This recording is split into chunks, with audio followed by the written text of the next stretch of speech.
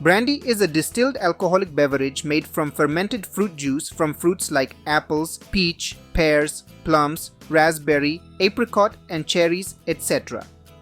In European countries, brandy means made from grapes only, and if you use any other fruit except grapes, then it is called fruit brandy, and mostly named after the fruit it is made from.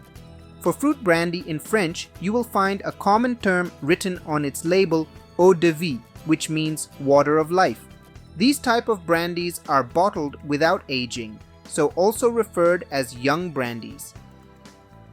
Now let's understand the process of making brandy.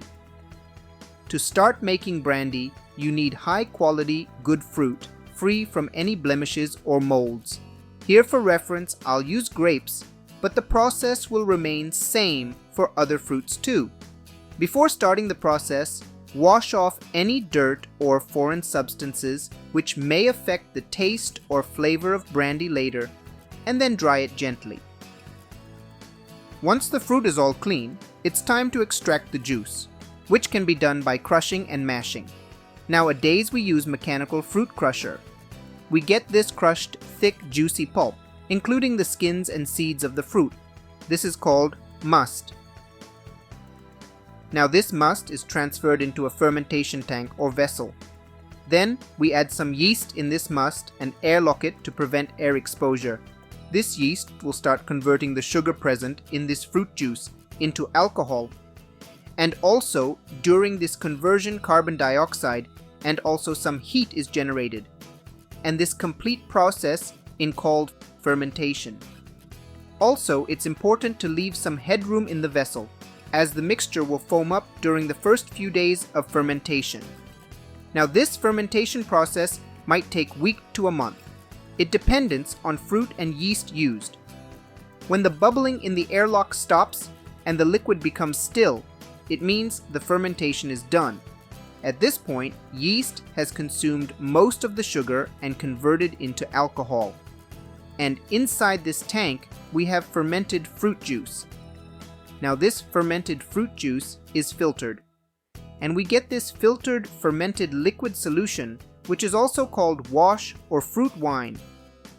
Large particles such as skins, tannins, seeds, stems, etc. are held back and removed from the liquid. These held back or leftovers are called pomace. From these leftovers, also two of the famous brandies are made, grappa and marc, hence also called pomace brandies. Up to this point, process was same as making wine. For much detailed process, check this video on winemaking process. Now, you can turn this fermented fruit juice into brandy by distilling it, which is our next step, that is distillation.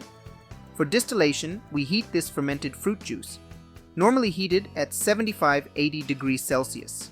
At this temperature, alcohol evaporates before the water due to its lower boiling point, as water boils at 100 degrees Celsius.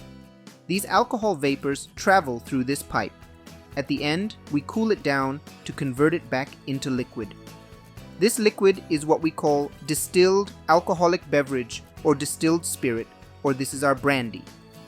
Also, for extra shots of knowledge, traditionally for distillation, heating was done on open fire like this, and this distilled liquid was called brandewijn in Dutch language, which mean burnt wine, as we are heating this fermented wine on fire to get this distilled spirit. Later, this brandewijn becomes brandy. Nowadays, for heating, we use these kind of distillation equipment. This chamber works as boiler to heat the fermented fruit juice, which also have temperature control. Vapor travel through these pipes. And for cooling, we have a condenser, and from here we collect our distilled spirit liquid. Also note, during this distillation, along with alcohol vapors, some water and other substance in the solution also evaporate. Hence, after first distillation, we generally get 20-30% alcoholic percentage in the solution. So we can go for multiple distillation twice or even more until we get nearly 60-70% alcohol concentration.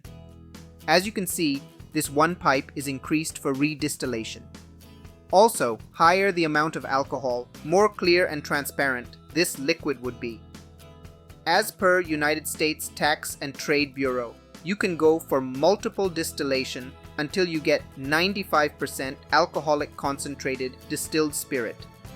I know you must be thinking about 95% is dangerous, but don't worry, later we add water to bring down the concentration to desired level. Also, it's crucial to remember that not all the liquid obtained during distillation is safe to drink. The initial part we obtained in distillation, called the heads, contains harmful substances and should be thrown away. Likewise, the tails, which come at the end, contain lower quality alcohol and impurities. The best part, known as the heart, lies between the heads and tails and is the high quality spirit suitable for aging, which is our next step, that is aging. Now this distilled brandy is stored in oak barrels for a long time, allowing it to interact with the wood and the air. This adds extra flavors like vanilla, caramel, and oak, and gives brandy its amber color. Aging can take several years, generally 3 years, but may go up to 20 years, making the brandy smoother and more complex. It's crucial to keep the barrels in a cool, dark place with a steady temperature for the best aging results. Now once the aging is completed, we check for alcohol percentage.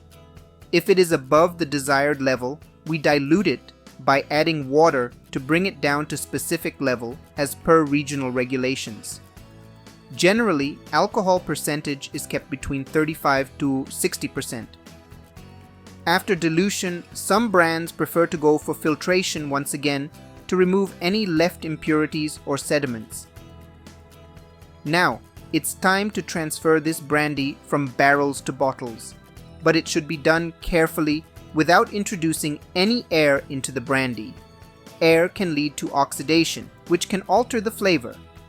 After bottling, the brandy is corked, labeled, and is ready to be enjoyed right away or kept upright in a cool, dark place for further aging if desired. Now, some manufacturers also go for one more optional steps before bottling, that is, blending and finishing, in which brandies of different ages and types are mixed to achieve a consistent and desired flavor profile. This is an art in itself and can dramatically enhance the depth and complexity of the final product. After blending, we go for finishing. These blended brandy undergoes for aging once again, but in different barrel or cask. This can impart additional layers of flavor, making the brandy even more unique. Well guys, that's all for the video. For different types of brandies, watch the next video. For any doubts or suggestions, comment down below. And don't forget to subscribe Hospitality Broadcast.